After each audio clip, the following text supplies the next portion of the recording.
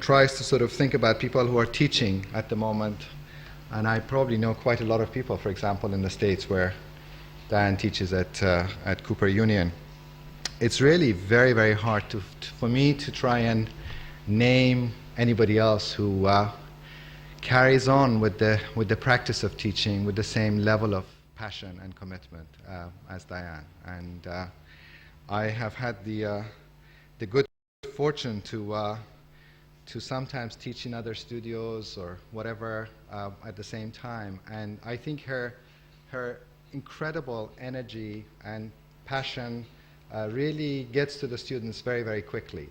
And the work that is produced by her students has been amazing. At the same time, I think she has had the same level of commitment in her own practice with her own projects. And right now, she's spending a year in Berlin at the TU, where she's a visiting professor. And tonight, Diane is going to really talk about some of her work in progress, thinking about Rome, Berlin, New York. I would ask you to join me in welcoming Diane Lewis.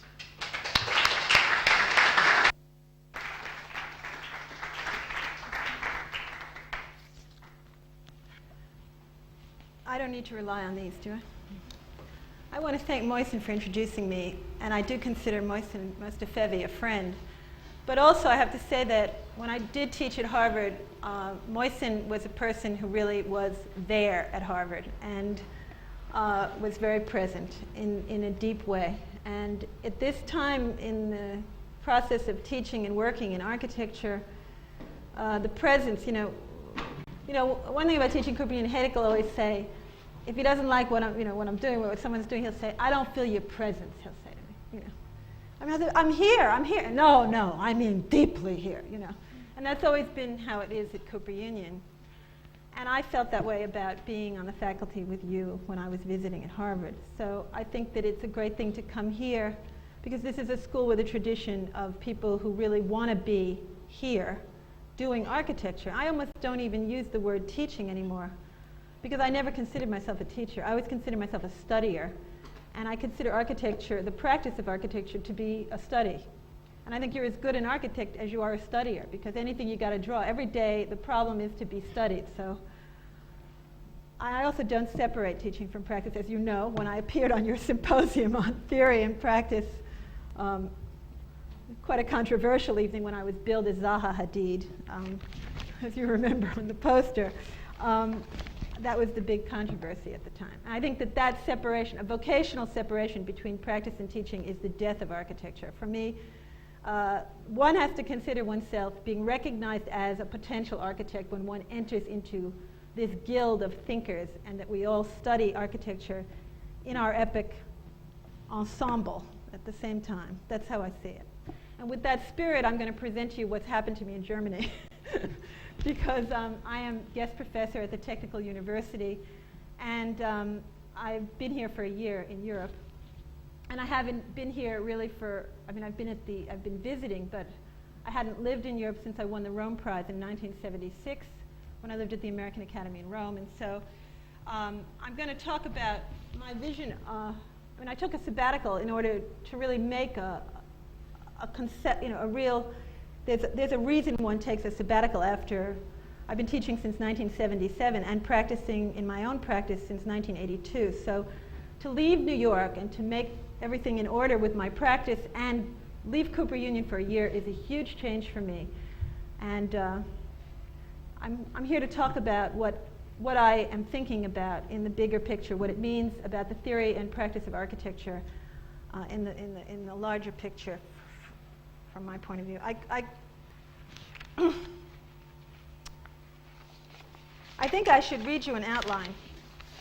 This is really like a reading. I mean, this evening, I'm going to read you an outline of what I'm going to try to talk about, and this is how it is.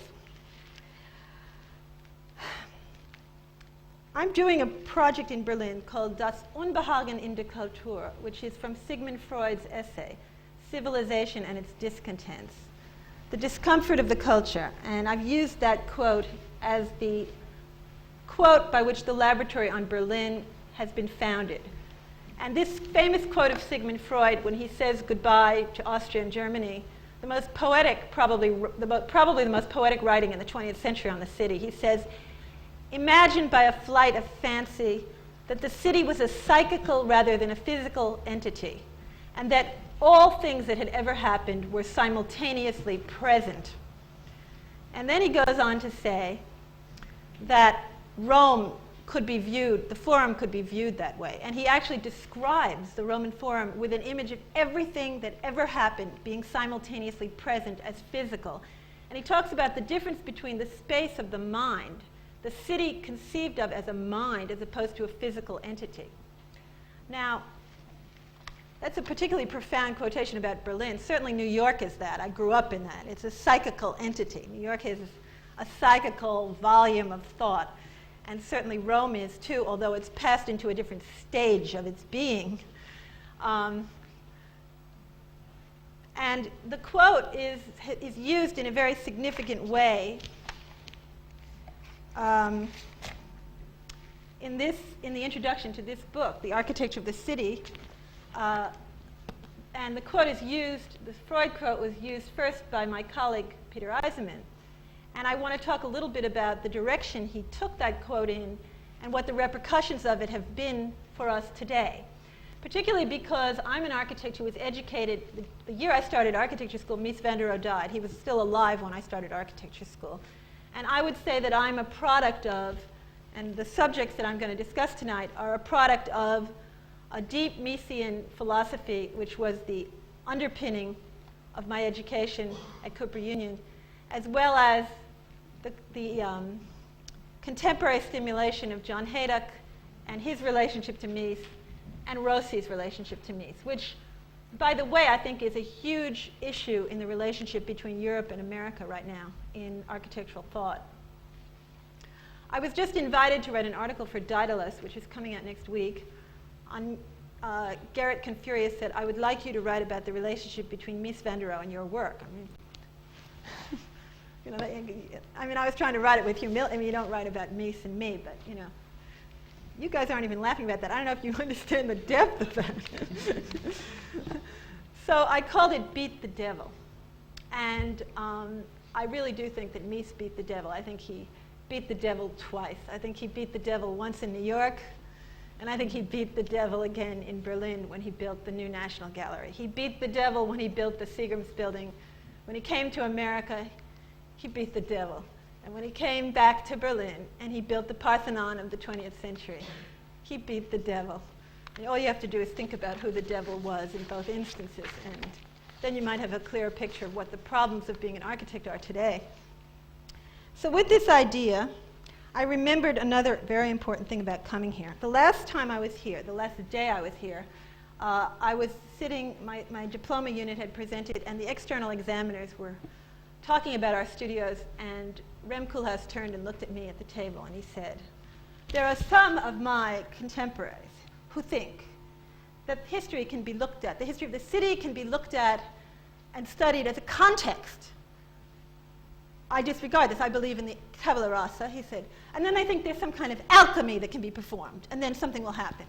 And when he said alchemy, he looked right at me, although he probably wouldn't remember because he doesn't know me. So what's interesting is that I thought about that, about the alchemy. And of course, the great alchemist, as you know, is Dr. Faustus, who is the great formulation of the relationship of the freedom of the soul, the discussion of history, and the freedom of the artist in civilization. It's a German formulation from Goethe. But the question is, what really interested me is that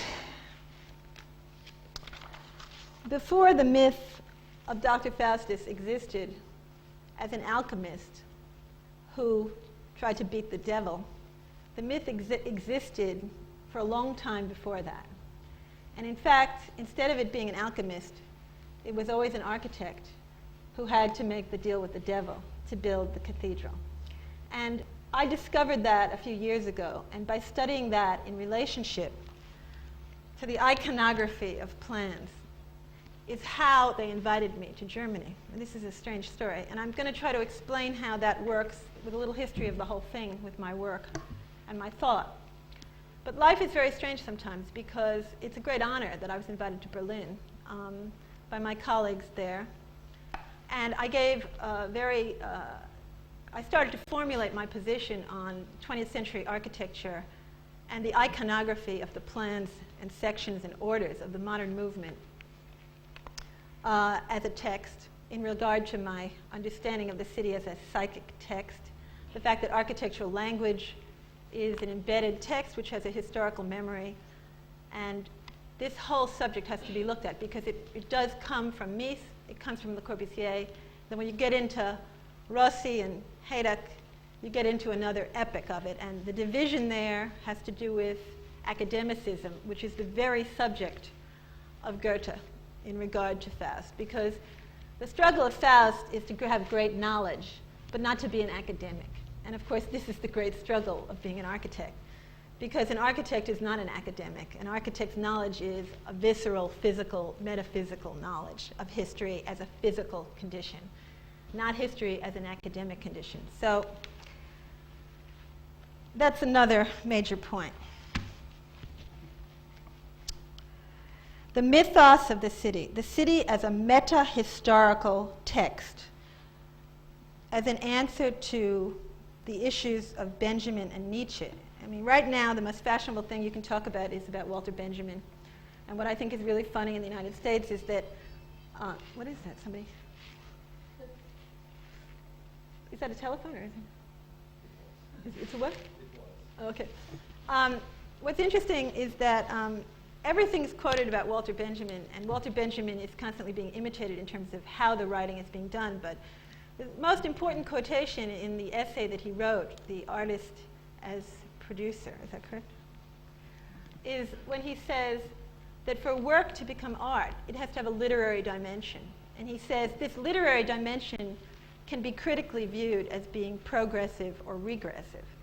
And this is the subject that nobody really wants to take on, which is what does he mean by progressive or regressive? And how do you make a critical judgment of whether, A, the work has a literary dimension, and secondly of all, whether this literary dimension is progressive or regressive, particularly in architecture.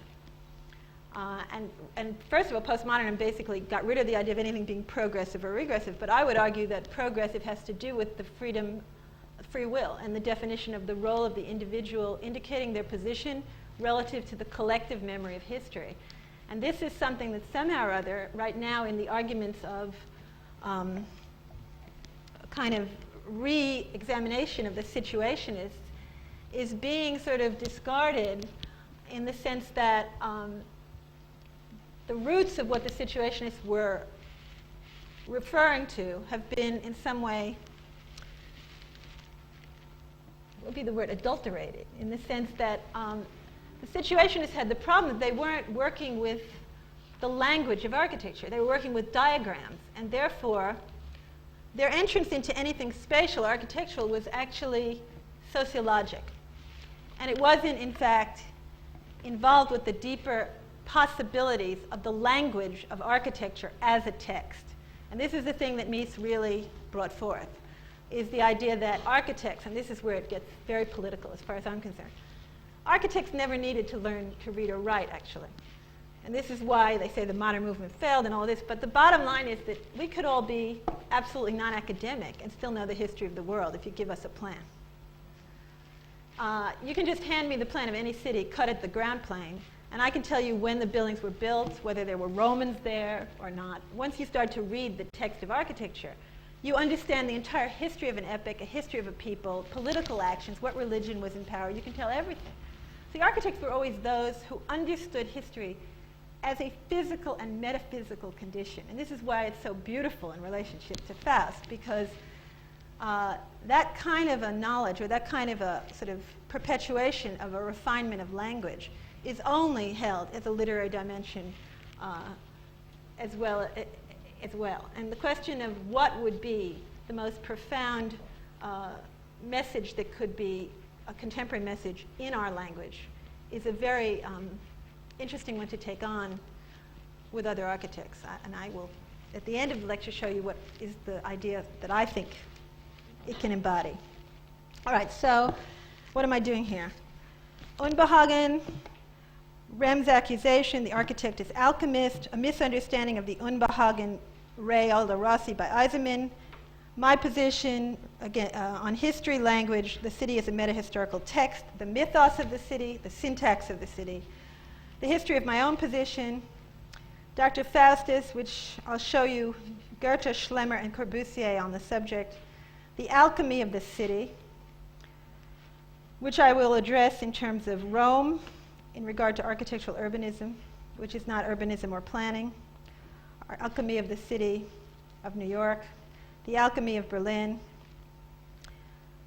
my role in the Denkmal oder Denkmodell exhibition, which led me into a reading of Mies in regard to Aachen, a meta-historical understanding of architectural syntax as a literary device with a mythic dimension, the architect's role to inscribe the individual and the collective view in the text of the city, the healing of the city from the alchemist, the relation between Paracelsus and Freud, and a current idea that I'm working on. So that's the outline of what I'm going to go through. Now I'll see if I can do it.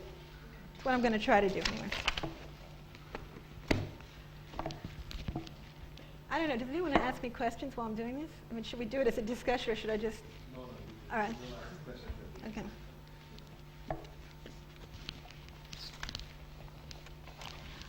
We all know the images of Faust. Maybe we don't.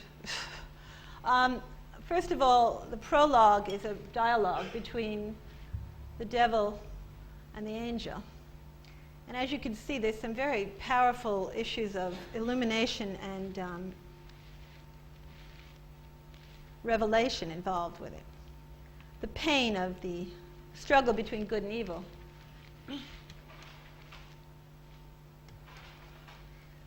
But what's interesting to me about the history of these images is that Faust is a very contemplative person. And he's always in that study working. He's built himself a world of books, of a kind of presence of history that he can have direct contact with. And into this room comes Mephistopheles. I mean, Mephistopheles wants to come into his room, and it's actually a very complex text of how Mephistopheles gets in the room, because Faust has already prepared himself against Mephistopheles. He's put a pentagram on the door, but he didn't, actually it's a great drafting lesson, because there's an exchange in the text where he says, you see, you left two of the lines not touching, and therefore because there's a gap, I could get in, which has to do with the idea of perfection. It really reminded me of my education with Robert Slutsky, but in any case, there it is. He comes in and he wants Faust. I mean, he wants him. He wants the contemplative, autonomous figure who's steeped in a constant self-examination of his role relative to the collective history. I mean, you always see him sitting in all the books. You see him with all the archaeological remains. And so it's an idea, I mean, it's definitely an idea about history. Now, this idea of history, I mean, I was going to say that it's very unfashionable to talk about it, but of course that's what Nietzsche called his text on history, unfashionable observations, and they're very interested in the way he used the word unfashionable, and I just came to me naturally. But if you really read the text, and this is what I mean about this misunderstanding of Benjamin and Nietzsche, is that what Nietzsche got from Goethe is the idea that it's not he talks about a supra-monumental history, the people who understand history in order to do action, to be able to be in the present, as opposed to this academicized, scholastic idea of history. And I will remind you that the word history in French and in German, une histoire, is a story. It's also a history. And the English dictionary definition of the word history in the Oxford Dictionary says, history, an account of events both real and imaginary, semicolon, later only those deemed real. Now, the big question in my life is, when was real? When was later? When did history only become those deemed real? And if you look at Jean-Paul Sartre, he says, history has no objective. The art is to give it one, which is the existential position on history as a literary act.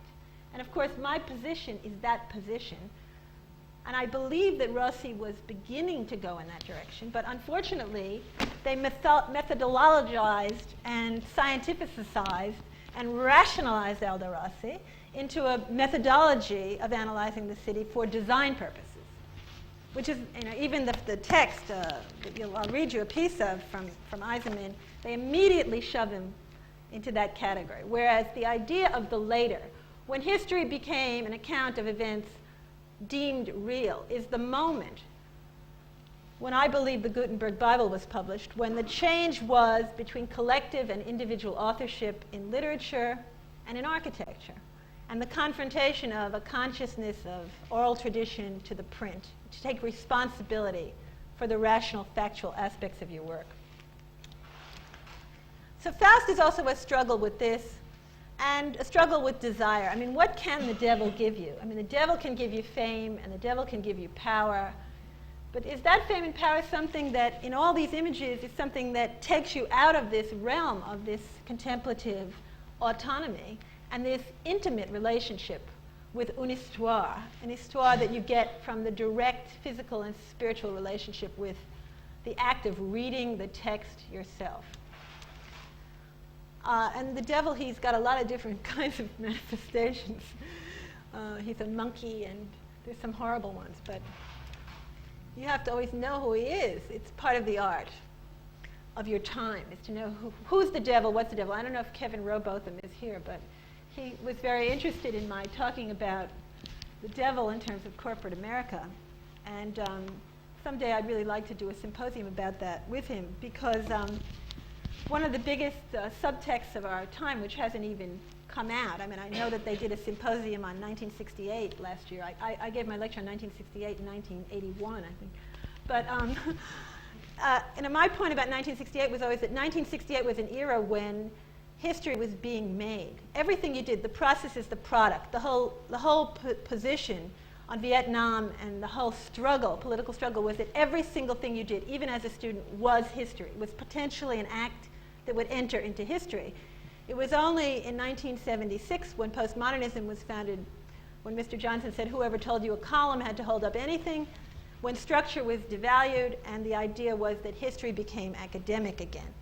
And that is, for me, a tremendous issue in the fight with the devil, because unless you value everything you do in an existential sense on a daily basis, that's the whole aspect of how does one enter history. That's another part of what Faust is trying to do. I mean, he's an alchemist. He can turn lead into gold, and yet there's a kind of desire that the devil can make him have, even though he has this unbelievable power. There's always this strange circle of symbols around him that it's very interesting to me, the idea that he's got some kind of protective inscription around him that distances the devil. And the question is, how does that transform in these images? Here you see the image of the odalisque, and the devil's fanning the flames. There's all the horrible monkeys. And so there's always this idea of the feminine. It's an interesting thing, too, in the Nietzsche text, because Nietzsche calls history the eternal masculine, and he talks about the opposite as being the eternal feminine. And when he uses that term, the eternal masculine, I think he's actually talking about the objectified, anonymous, collective idea of history as an academic condition, whereas the eternal feminine, which Cézanne painted, Duchamp took himself up with, is something, I don't know. It's an interesting issue.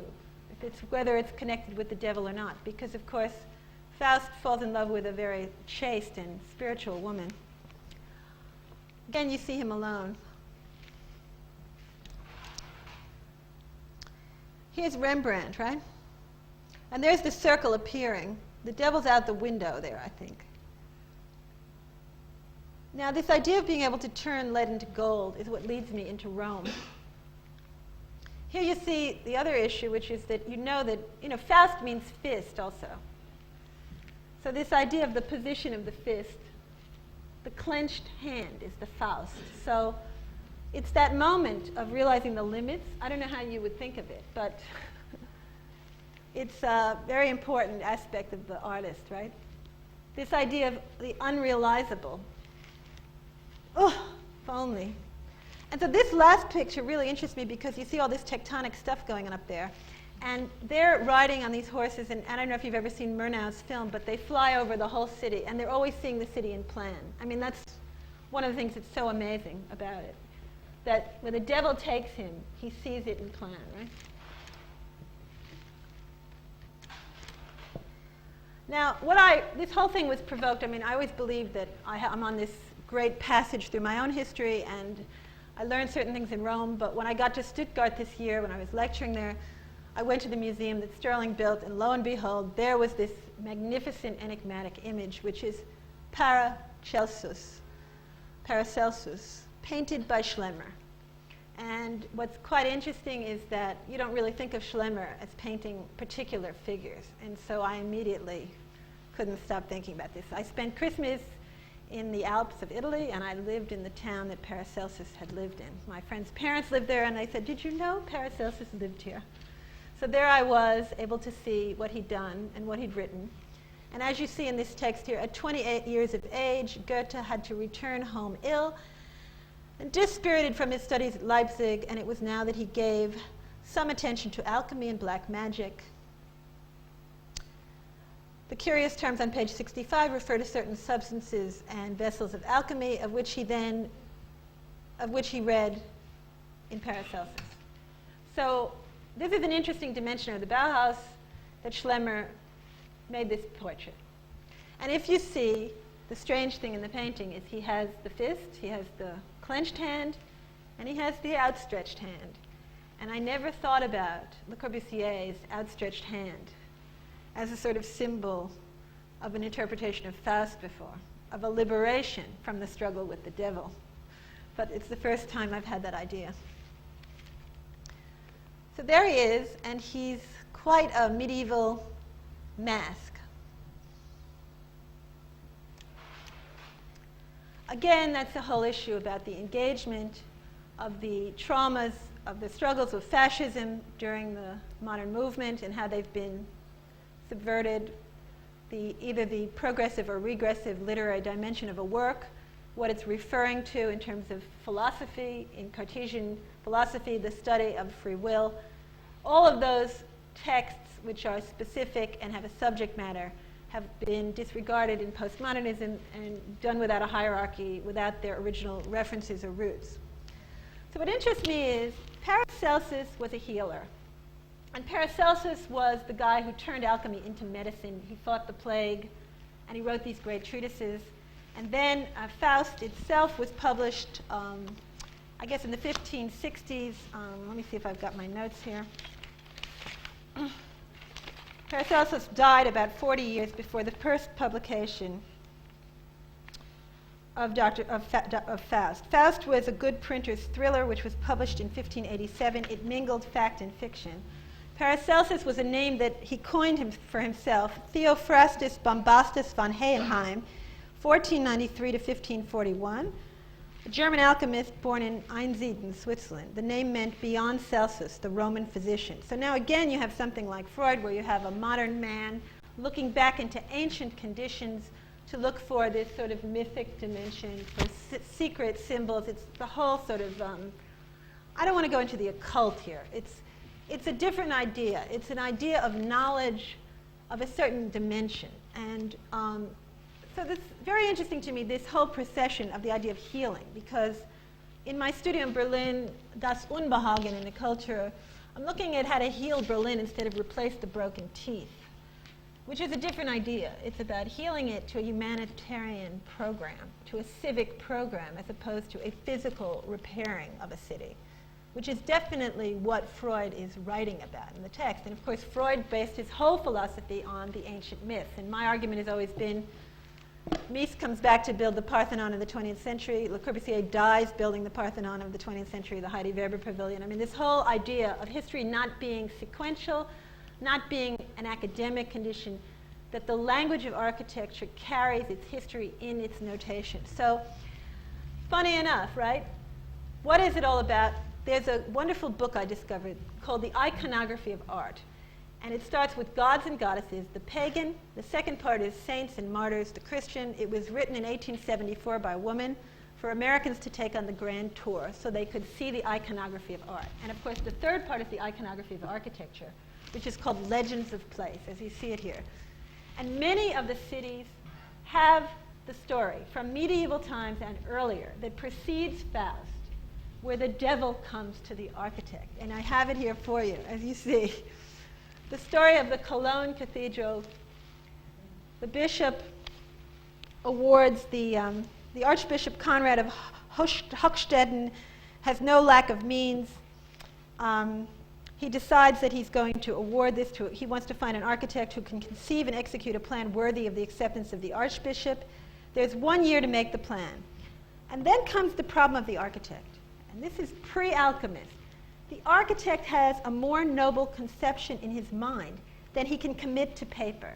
And although such a vision of splendor and subtlety in style and ornament floats always before his eyes, it can never be made to appear where he can show it to others.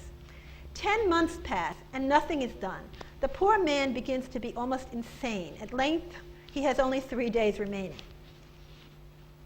And then, from the flame of his fireplace, he's drunk the last night before the drawings are due, before the final presentation. In comes the devil. He says, "Oh, you look terrible." And of course, Goethe always says that the devil is, the greatest thing about him is the cynicism in his blasé. And I said, "Oh, God, you look awful. You need those drawings by tomorrow. My God, the Archbishop will flip if you don't have them, right?" He says, "I can give you those drawings. I can manifest that for you. Just sign here in blood, and I will have your soul. You will build a cathedral, but there's a price to pay for it." So this legend exists. I mean, when you open the book, look up any city, and for every great city with a cathedral, the Faust legend exists first as the legend of the architect. It's not an alchemist. The architect is an alchemist, but the architect is the alchemist of this vision of the city that comes forth in those images of Faust flying. The most interesting one to me is the story of Aachen, which I think reveals and explains another mythic legacy between the great capitals of power of Europe. And I'll sort of do a little drawing of that and I'll relate it to Rome. But basically, in the Aachen story, he says, "I want the first soul that passes through the door."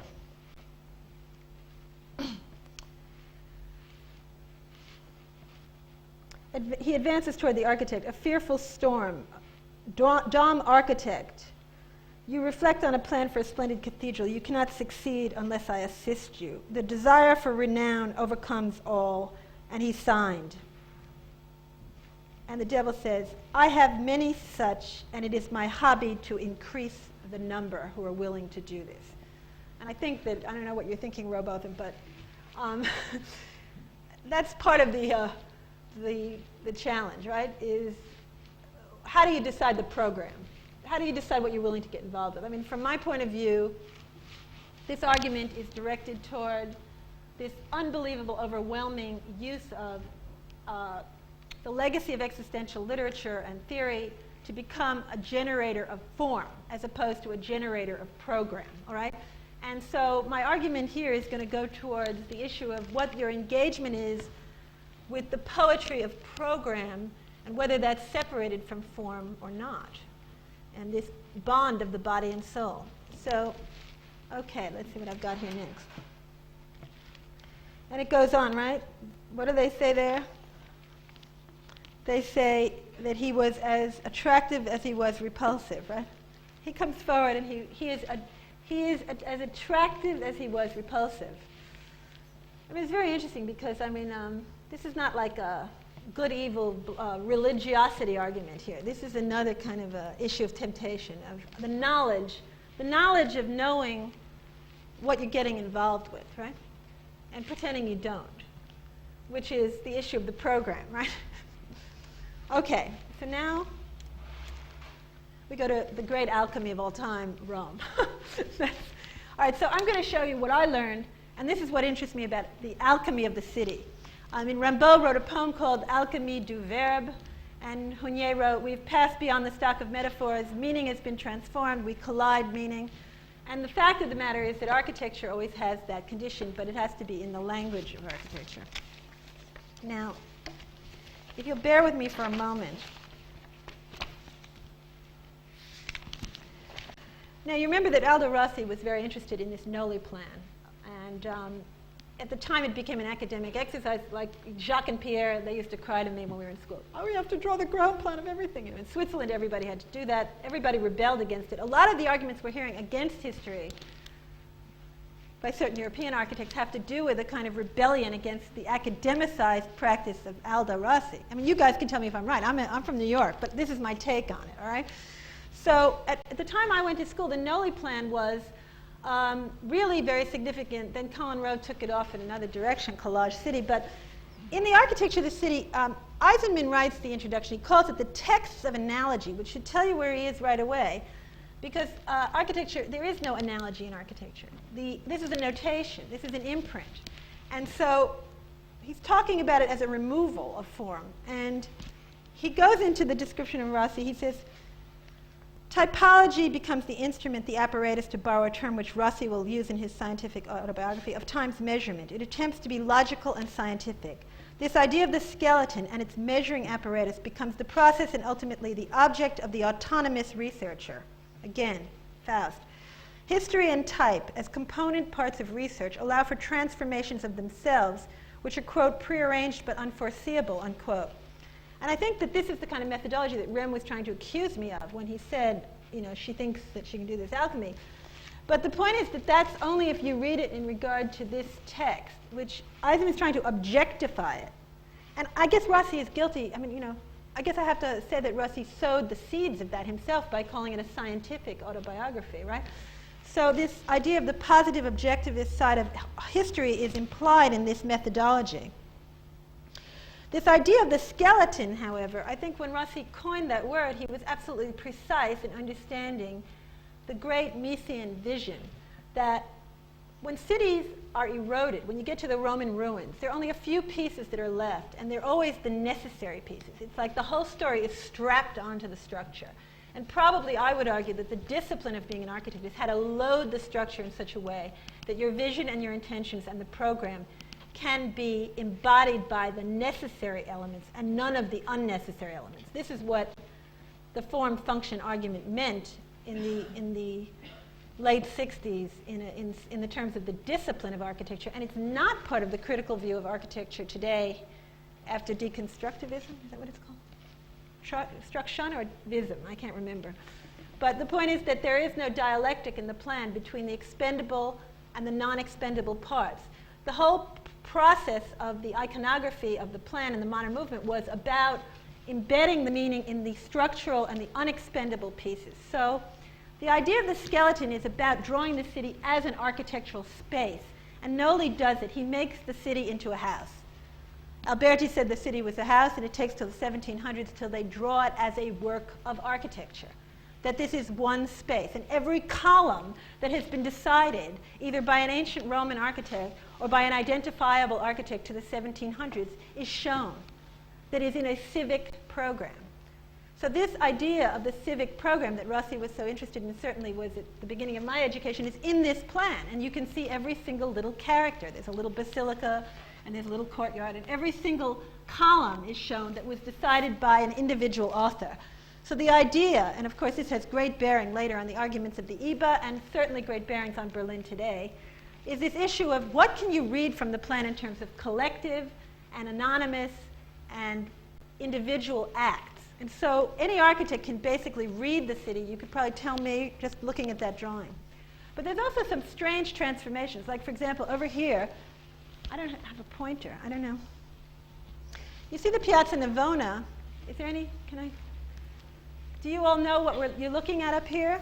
Like you see that long axis up there and that little curved nose, that bullet? That is Santa Maria della Pace. Now, when I was taught the Renaissance and Baroque, they never taught me the plans. And so this is my alchemy du cité, because all my life I've always wanted to do this lecture and show you very quickly architectural urbanism, the acts of individual authors in the fabric of a collective work, the city. And to understand, I mean, when I was taught Santa Maria della Pace, they didn't really explain where, they always showed me the front elevation, but they never showed me like the relationship between the nose of this little thing. He added this circular portico. He also cut away these voids, and he had it span the street so that this whole thing is an elevation. But what's really peculiar about it is it's sort of the inverse pointer to the Navona. I mean, there's some other kind of reading he's making of the plan of Rome.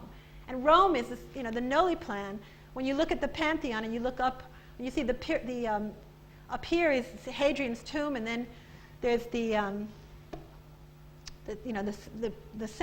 what is it called? Hadrian's tomb is called the fort. What is it? The Castel Sant'Angelo.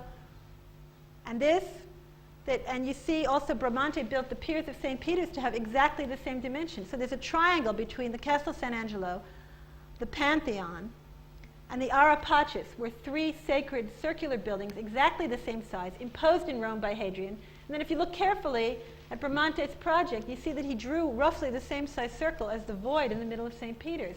So everybody's working on a kind of syntactical imagery of an entire city for centuries.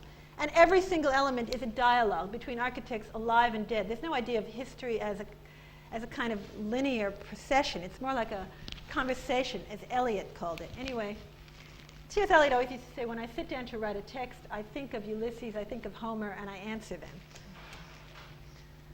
Now what I've done here is I've decided to orient the plans according to these wonderful photographs which were taken in the 1860s by Thorvaldsen, the Danish artist. And as you see, basically you're looking at the piazza. Actually, this one's upside down. I wanted to have it. But you're looking this way toward these two churches here. And you can see that these two were built as an idea.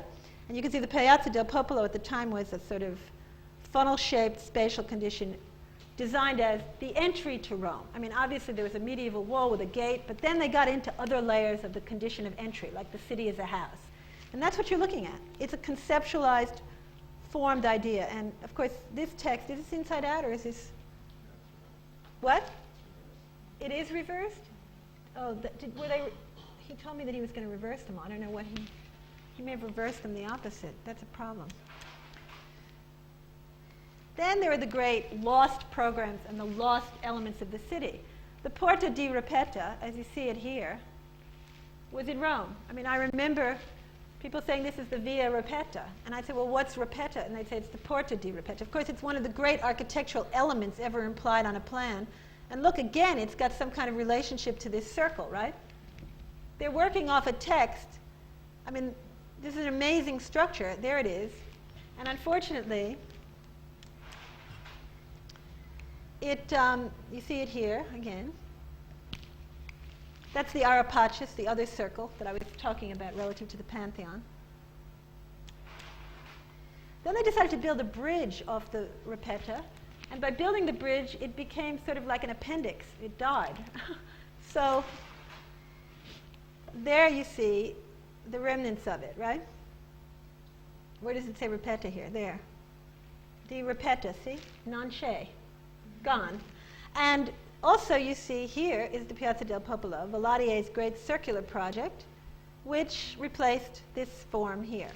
Now, what I find really interesting about urbanism, planning, and all of this is that the students have totally forgotten that it was the architects who saw this latent alchemy of the city. In other words, in the text that I have on the Piazza del Popolo, it says that Valadier proposed it like 20 or 30 years before he realized it, the way Olmsted proposed Central Park. I mean, the idea was that architects could always, like alchemists, smell the latent conditions, the spatialities, the programs. The project that Valadier did, which we look at today as this circular Piazza del Popolo, which is, as you see here, in the days of the Porta di Ripetta, was this form, was a project for which he had many integral ideas about residences, promenades, the whole aspect of a program of a civic condition. And I don't say public. I don't say public because public usually means outdoors, and it comes from the Latin pubes, which were male slaves. I say civic because it has to do with citizenry, intimacy, and participation. So here are some of the most amazing alchemical changes of Rome in plan and in elevation. Here you see the Piazza Venezia when it looked like this. And you're looking into this corner in this photograph here. And behind it, you see, there's the Campidoglio back here. And then there was a big mass there, which today, you'll see, was the Vittorio Emanuele monument. You see, it's a very intimate, incredibly powerful, the powerful facade, and this intimate public space, which is at the end of the Corso. This is the Corso. Well, today, this is the Piazza Venezia, right? And there is the enormous Vittorio Emanuele monument with the Campidoglio behind it. And so, again, that entire area was demolished. You still have the Palazzo Venezia, but you've lost this corner, and this entire area has been excavated. And you can see the difference here. There's the Piazza Venezia then, and there it is now. Now, today, if you draw things like this, it's considered formalism, right? I mean, the question is, because there's no pope, there's no king, et cetera, the question is, well, you can't do this. So how do you imagine that you can transform the program of a city? At what scale does it occur? Rome is the great text that proves that even if you build a doorway, that you can transform or imply some transformation, some alchemical transformation of the city, be it physical, void, solid, and programmatic. And here you have the Campidoglio, looking at it. Again, I had oriented upside down, but I wanted you to look at it and plan in the same direction as you're seeing it in elevation. Now this is where the other dimension comes. Michelangelo builds this project. I don't know, can I have a few more lights? And what he does is he is assigned to renovate the city hall. This facade wasn't there, this facade wasn't there. The tabularium, which is, I'll show you, is lower than this, was there. But basically what he does is, he has this hill, he builds the stair, there's something here, he builds a colonnade here, he builds a colonnade here. He puts the two wings on, he takes the ancient tabularium behind which the forum is behind this slab. He builds this stair here, which takes you up into this. This is a city hall project. They needed more offices, all right? He gives them a building here, and he inscribes this oval into the plan. Because he takes on the mythic dimension. This is the first time an author takes on the mythic dimension of architecture, a singular author. And he finds out that they want to put Marcus Aurelius in the middle of this space. They have this great statue of Marcus Aurelius, and he decides that he will inscribe the myth of Marcus Aurelius into the plan of Rome forever. I mean, he's not doing St. Peter's. This is when he comes back, paints the Last Judgment. He comes back after Florence. When he comes back at 60, and he does this project. He really thought about it. You know, he wasn't working in Florence. He was doing the fortifications. But Rome was the great text. Hadrian had written on it. Everyone had written on it, right? Of course, Bernini answered him later. But what he does is he knows that the Oracle of Delphi said that when Rome took power from Greece, that the omphalos of Delphi, which is the belly button of the world, would be moved from Delphi to Rome. So he draws onto the plan of Rome, he draws the omphalos, and he puts Marcus Aurelius in the middle. And so for the history of time, you have this fantastic plan inscribed into Rome by an individual author of a collective memory. And there you have it. That's the plan of the omphalos. And I mean, it's a great thing to do when the city asks you to build them a little more office space, to actually bring that kind of knowledge to the program. And I mean, that is the measure of architecture, as far as I'm concerned. And when Le Corbusier wrote Vers une nouvelle architecture, he writes the Rome of horrors, which is the neoclassical, repetitive, physical embodiment of Rome. And then the next chapter, he says, Michelangelo, he says. And he talks about this great author. And what you're looking at here in the plan that's so beautiful is you see the ruins of the tabularium here, which is an ancient Roman building. And this is another part of architectural urbanism that's so brilliant as a text in Rome, which relates to New York and Berlin, where you see here, this space, this is oriented now on this axis. You see these are the stairways that Vignola put in later. There's Michelangelo's stairway. And this entire building, this stairway, is covering up a base course of this Roman cadaver that's sitting there. You do understand that, right? I mean, this is, you know, it's really simple, but you know, you don't get it right away. It's like this whole layer here. Now I'm going to show it to you looking at it from that direction. This is the Campidoglio. This is the tabularium. You saw the Roman ruins in plan. They're underneath here. The Roman Forum was behind here, and as you see in these plans, it's called the Campo Vaccino, which is the cow pasture. Now you see it, right? Can you see it? That tower behind this is the Campidoglio, and this entire layer that you're looking at back here is the Roman ruin. And they've built a new building on top of it and dressed the old ruinous lower course with the stairway. Are you getting this at all? I mean, it wasn't taught to me like that. I find it so interesting because with the way that all the post-war era people were taught the Renaissance was project by project, facade by facade, without understanding its tailoring, that it's all this kind of intricate dialogue, mythic and physical, of a kind of tailoring of the city. That's what I call the alchemy du plan. There it is. And here you see, the Forum isn't even exposed yet. You see, the Arch of Septimus Severus here up to its nose in dirt, right? This is in the 1850s. The next slide, you see it excavated. But at the time that Michelangelo did this project and built up on these Roman ruins, you were looking at the cow pasture that Piranesi drew. And that is then exposed. I think you can see it here. Here it is, excavated, right? There's the Roman city. And here, what's ironic, and what I think is so beautiful about this idea of the skeleton, is this is a today commercial map. And now you can see it all. You see the Piazza Venezia all voided out. You can see the Capitol, and you see the Tabularium. And hey, all the Roman ruins, well, they're the biggest walls in Rome. Those are the oldest walls. And what do they come out as in the portrait of contemporary architecture? They come out as monumental elementi, free plan elements of walls. This is the ancient world, as elements as opposed to buildings. Talk about survival. Talk about the skeleton of memory. They show up in the notation. They're more legible than anything else today on the plan of Rome. It's the most ancient walls. Freud said, the more buried the elements of a past civilization, the more provocative they are for the poets of the present era. And of course, when you saw the last slide of Septimus Severus, you understand why the Renaissance was the Renaissance. They were excavating something they knew was there. Memory, the acts of men before them. That's not an academic idea of history. Then you have St. Peter's,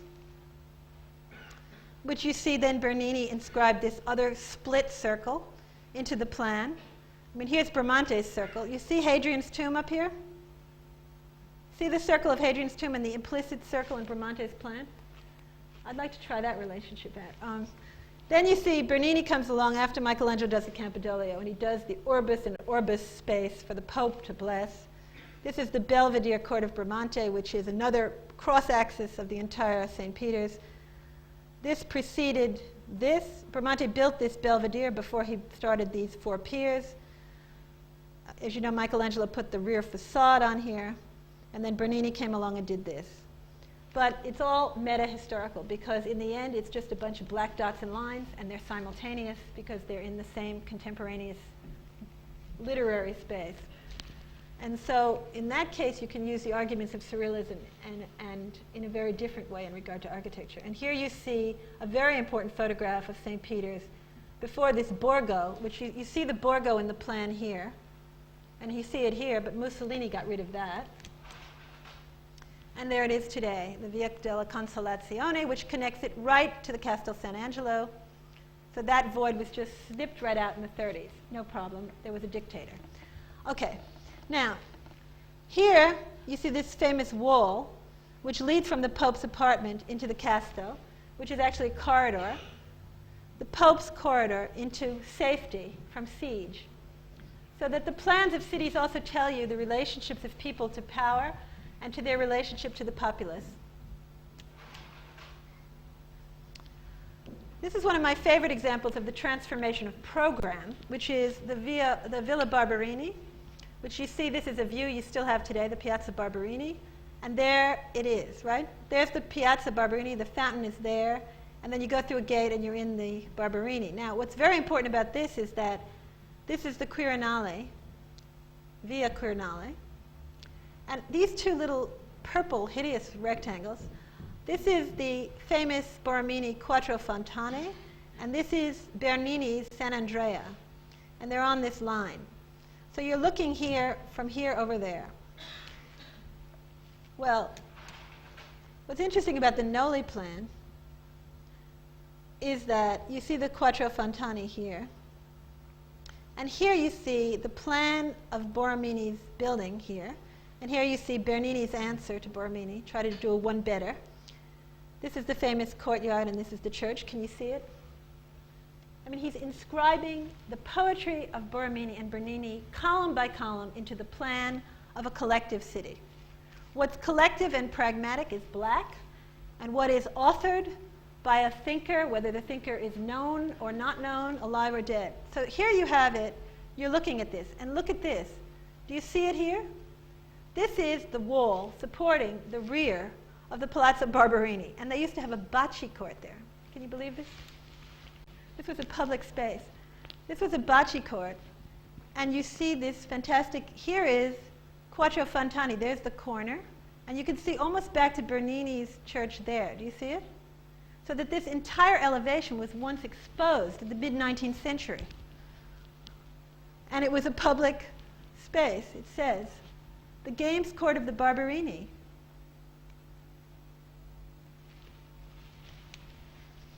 So there's also an aspect of transformations of program, very strange transformations, excavations of spaces, inhabitations of spaces, and transformations of program. And of course, then there's the mysterious elements of lost programs and lost civilizations. Here you have the pyramid on the wall. And then there's this whole idea of the excavated figure. This is the Hercules Maste, which was found underground, this great Roman statue, which was then erected in the Vatican Museum. So Rome has many spirits that are buried below the ground. And so my whole understanding of the alchemy of the plan and the idea that cities could be basically tailored, transformed, and energized with different programs, elements, and conceptions of plan brought me back to New York, which is a city like Rome. I always say Rome is the ancient New York, and I've written an essay by that title this year. But certainly my practice has been understanding Rome that way. I mean, New York that way.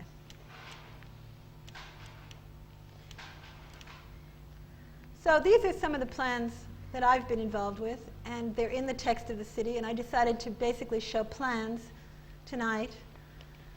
And for every one of them, at this time I was separating them from the context. I mean, I have many plans where I actually show where they are in the plans of the city. And what I'm working on now with my essay, Rome is the Ancient New York, is to locate all my plans in the fabric of New York so that you can see what my idea of civic urbanism is as a text within the plans of New York City, which has been what my practice is. And I consider that to be very different than a kind of commercial post-war idea of construction, which I think is based mainly in the destruction of the war, kind of Marshall Plan idea that a building has to be a new building. I always remember that Mr. Price of the Wright Foundation once came to see me. He wanted to build a museum, and he saw the gallery I designed, one of the galleries I designed, and he said, "This is a magnificent gallery." He said, "I'm interviewing you to do the museum." He said, "But wouldn't you like to do a freestanding building?" And he expected me to say yes. And you know, the idea never occurred to me. I have to say that I didn't differentiate anything I was doing from, I mean, I consider myself like a Roman architect in the sense that New York is a text, and I consider Berlin a text. And I think it's an interesting possibility to read Berlin as a text and to see what can be written into that text. So back to my Paracelsus, my alchemist, architect, and this fantastic remnant of the medieval myth of Aachen, where Aachen begins to relate back to the Campidoglio, because as Michelangelo inscribed the Omphalos into Rome, Charlemagne brought the power from Rome, the Holy Roman Empire, into Germany, well, into Roman Germany. And there's this strange Roman she-wolf that sits at the cathedral in Aachen where Mies van der Rohe lived his early years. And they explain this wolf as being the first soul that walked through the door that the devil took. But actually this is also accompanied by a piña, a kind of Farnese kind of pine cone, and I think it's a she-wolf. And I think this she-wolf was carried from Rome to Aachen, the same way that the Omphalos was carried from Delphi to Rome. And I think that Mies understood this. And I think that this is the other dimension of beating the devil, which has to do with going to the places of power and bringing the mythic dimension of architecture with you, the great legends of the survival of the spirit. So I think I was affected. My first attempt, and I think the thing that brought me to Berlin, was that I was invited by the Gallery 80s in 1988 to be in the exhibition called Denkmal oder Denkmodell. And I had never been to Berlin. Mrs. Feyerabend sent me there. She invited me, and I spent a week. And I was completely taken with this image. I thought it was one of the most beautiful images I'd ever seen as a plan. And I decided to make it an object. Now, it's very different than the other plans I showed you. I had no rational reason for doing this. And to this day, I show it because it's a real problematic project in my history. But I think it's the thing that led me to look at the other readings of plans. My desire was to transform. I had to make a project for a structure for Berlin, a city that I had great humility for, but I didn't know anything about except that I loved their printing and their books. And so I tried to transform the plan of Berlin into an institute for the freedom of the press, in the struggle for the freedom of the individual and the fight against the kind of takeovers of freedom that went on there in Berlin. And I struggled with the project in a kind of sculptural, completely, I think you look at my other plans and you see how reductive and minimalist and sort of strapped to the skeleton everything is. And in this case, I just opened up and tried to study the possibility of transformations. And so my work has gone in that direction. And I'm very interested in the struggle of the individual author to embed mythic readings of their position in time and society into the plans of cities. Thus the title, The Unbehagen in der Kultur. Now, when I was asked to write this article about Mies, which I brought with me, I don't know how long you can endure all this. I could go on trying to deliver the whole recognition. My argument here, and I'll try to reduce it, is that the current arguments, see if I can read it. The fact that the reductive language of Mies van der Rohe in the vision of 20th century structure could carry a new order of the epic, yet simultaneously embody ancient mythic concerns of architecture, is an accomplishment that I set as the critical dimension of his work. From this position, I learned the value of subjectivity and objectivity, the necessity that for a work to be architecture, it must reveal the circumstantial and the ideal simultaneously. Unfortunately, the contemporary critique of architectural form in regard to content might be characterized in two extremely publicized positions, neither of which truly embraces the challenge of Mies in regard to his existential ability to support a dialogue of subjectivity, objectivity, idealism, and exposure, amplification of existing conditions. The first contemporary position might be called the pure subjective position. I heard Frank Gehry lecture the other night. He gives a very objective lecture about his subjective form making. He's now telling, he explains every detail of the technology of how he does it. But in the end, his alchemy is the alchemy of form, right? And it was interesting because he said, I'll show the plans. I told my assistant to show the plans because the art historians always want to see the plans.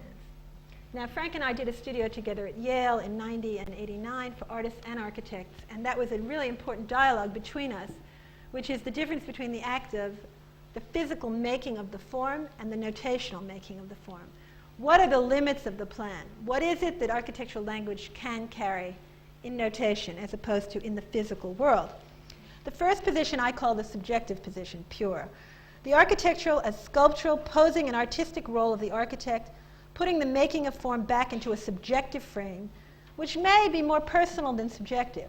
Perhaps a revision to 19th century virtuosity. It may lead into hermeticism, symbolism, and a reversion into 19th century ideas of the artiste, in this case, the architect as a virtuoso.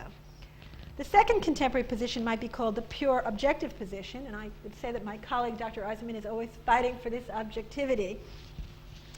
This provides the discourse of architectural form as a parallel analogy to an outside discipline, scientific or even philosophical, like Derrida, which is ultimately used as a model by which to call the shots for the permutations of form, which are then relegated to a kind of faux automatism. And that automatism is justified by being based on a scientific objective model. Thus, it's not an automatism at all in terms of the roots of automatism, of the issues of the embedment of significance in language. This is a pseudo-scientific approach to architecture, in many ways a mode that divests the responsibility of the architect on the subject of technology in regard to humanism, the pursuit that Mies was so committed to civilizing. Neither of these existing critical positions is enough for me. In a certain sense, neither grasps the anti-heroic posture of what Mies opened for the architect, the Faustian position. The entire critique of the modern movement is still based on the presumption of a heroic utopian character. I've always understood the significant work of this century as anti-heroic, idealistic, and accepting of the attempt to beat the devil. And so here we have him. There's Mephistopheles. Mies doesn't look so heroic. He looks quite exhausted. But he's looking out at that city, and that's how I see it. And the other thing I learned from Mies is that the 50 by 50 house, which you see here in a bad scan, the slides were sent from New York. The 50 by 50 house is the same plan. As you know, it's 1, 2, 3, 4 columns. I don't know what happened to it. 4 columns, double cantilevered corners.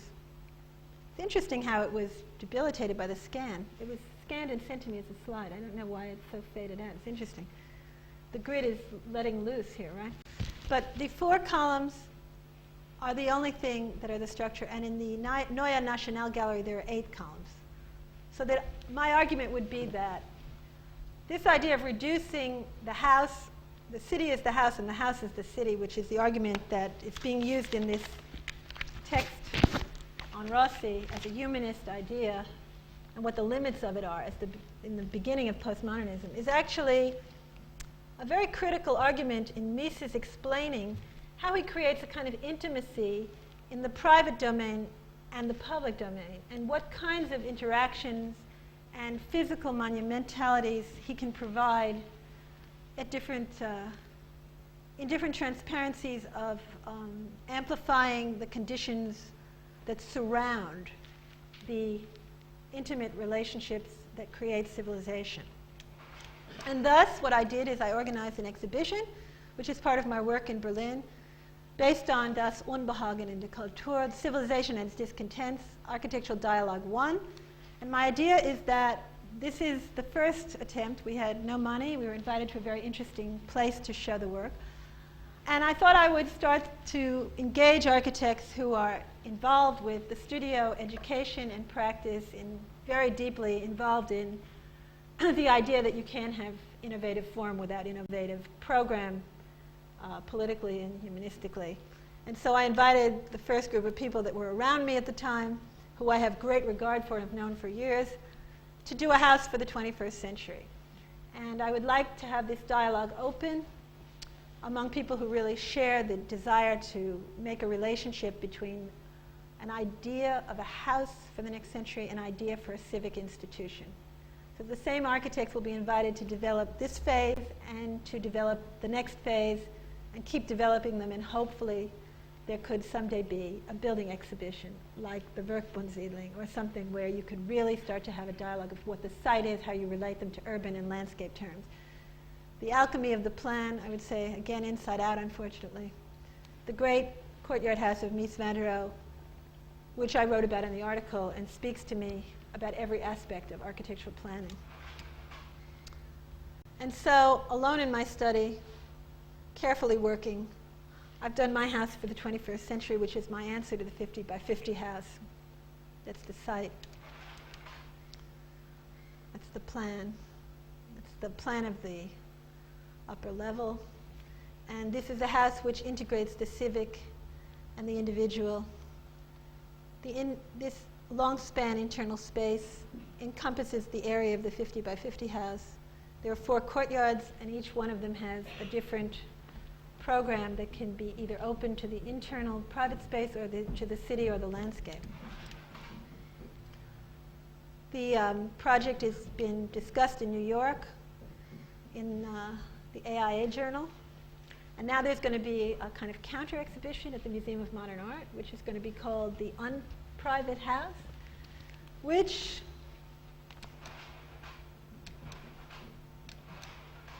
is very different than the idea of intimate space.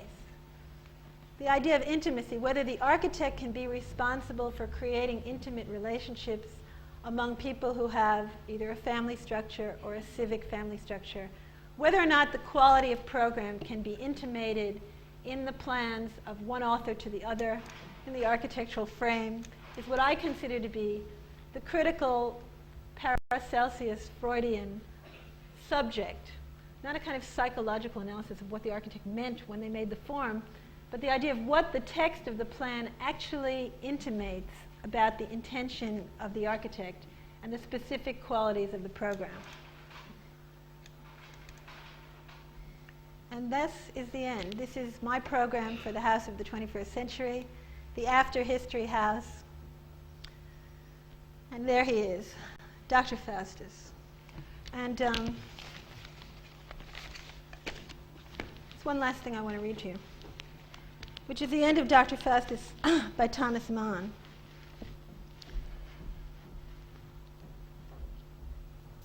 The book, by the way, that inspired the Sharon building, the other phoenix from the ashes of Berlin, that stands by the Parthenon of the 20th century, Sharon's great work, which is dedicated or inspired by Schoenberg, as is Dr. Faustus, inspired by Schoenberg. Woe, woe, a de profundis, which in my zeal and love I am bound to call matchless. Yet has it not, from the point of view of creative art and musical history, as well as that of individual fulfillment, a jubilant, highly triumphant bearing upon this awe-inspiring faculty of compensation and redress? Does it not mean the breakthrough of which we so often talked when we were considering the destiny of art, its state and hour? And he's writing this during the Second World War. We spoke of it as a problem, the breakthrough, the destiny of art. A paradoxical possibility, the recovery, I would say. I would not say the reconstitution. And yet, for the sake of exactness, I will say it, of expressivism, of the highest and profoundest claim of feeling, to a stage of intellectuality and formal strictness, which must be arrived at in order that we may experience a reversal of this calculated coldness and its conversion into a voice expressive of the soul and a warmth and sincerity of the creature's confidence. Is that not the breakthrough? Thank you.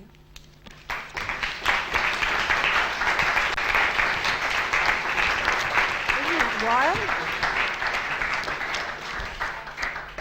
Any questions? Questions?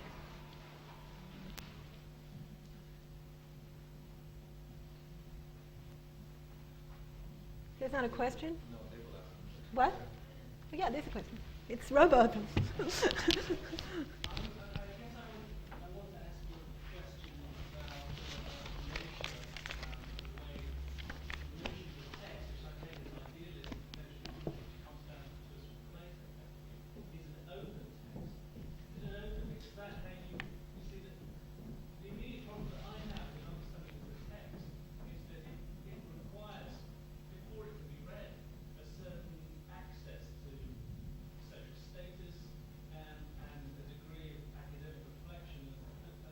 Do you really think social status is connected with? See, my argument was that the architects they made a text. I mean, the question is, look, was architecture the first written language? I think it was. I think it was written. I think you could tell a story. You didn't need to write it. Just go to the next town and play your violin and whatever your guitar and tell. There was a war. 5 people. It's sort of the whole troubadour thing was the way you published, right? But architects drew on the ground. So I'm not sure. I mean, you're making an assumption about the text being, what did you say, a privileged, Well, I think it has a tendency.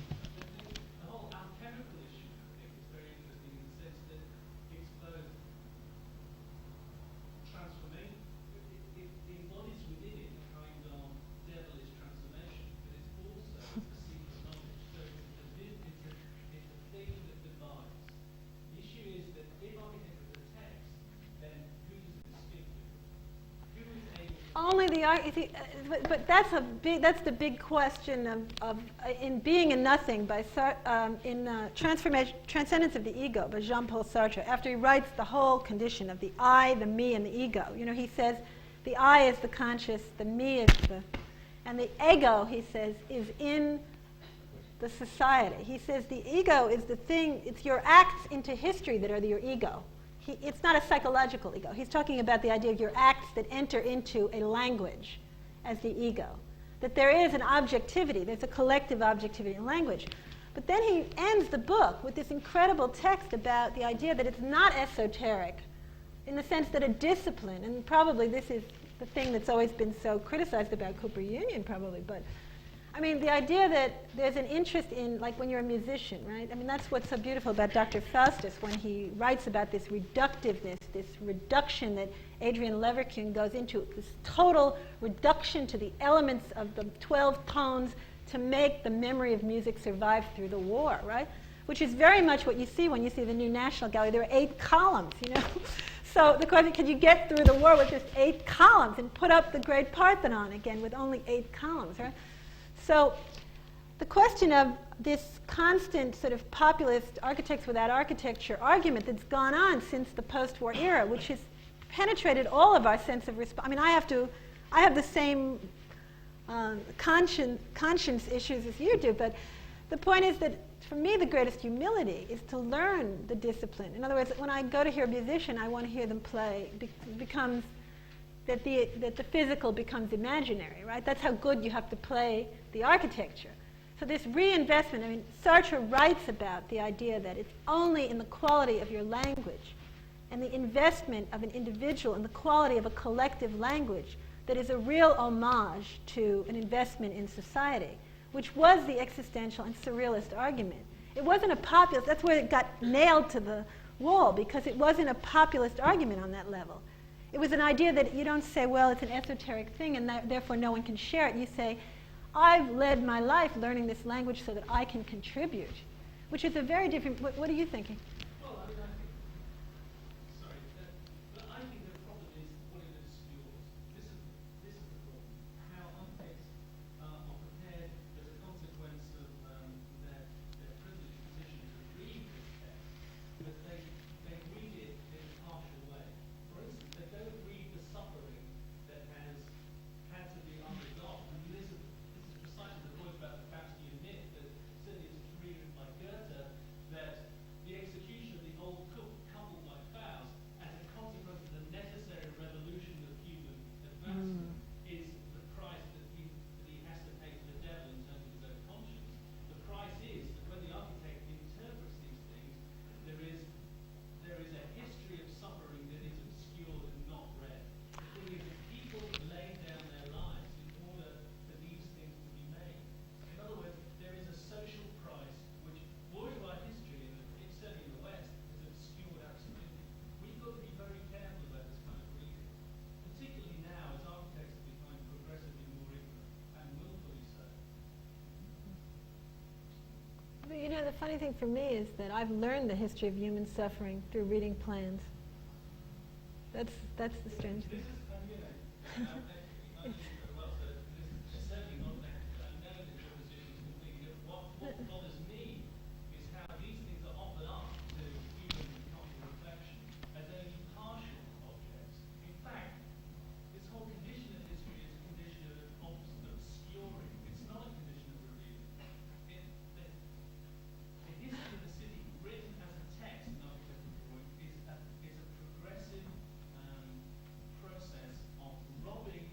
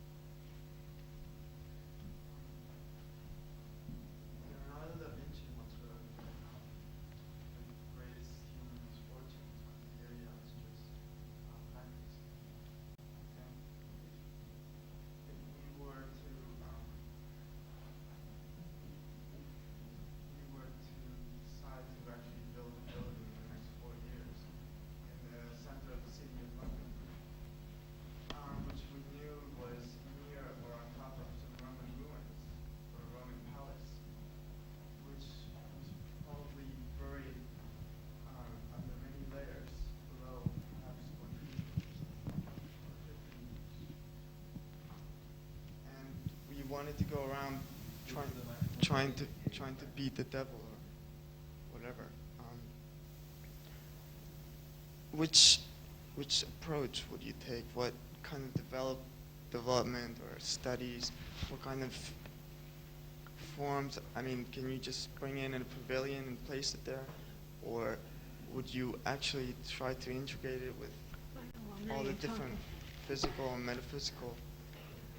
Well, that's the question I'm asking. I mean, that's why it's so interesting when you understand that.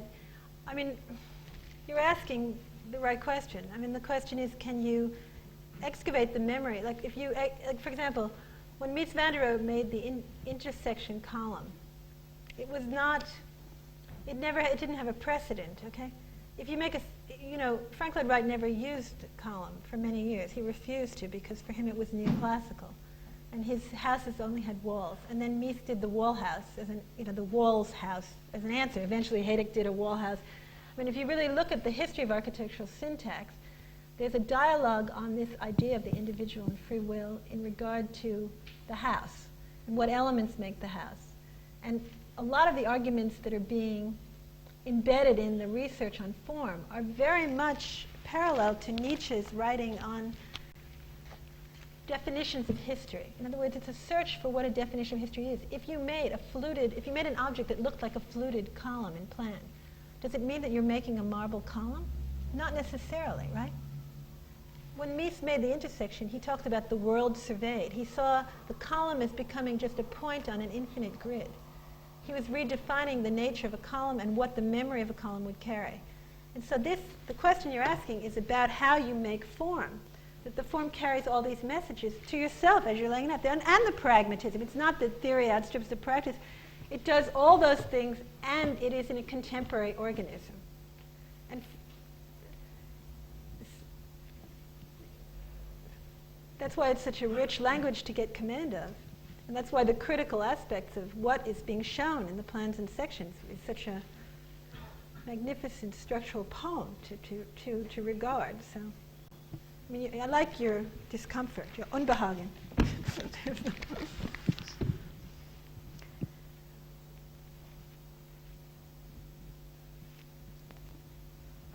we finished? Thank you.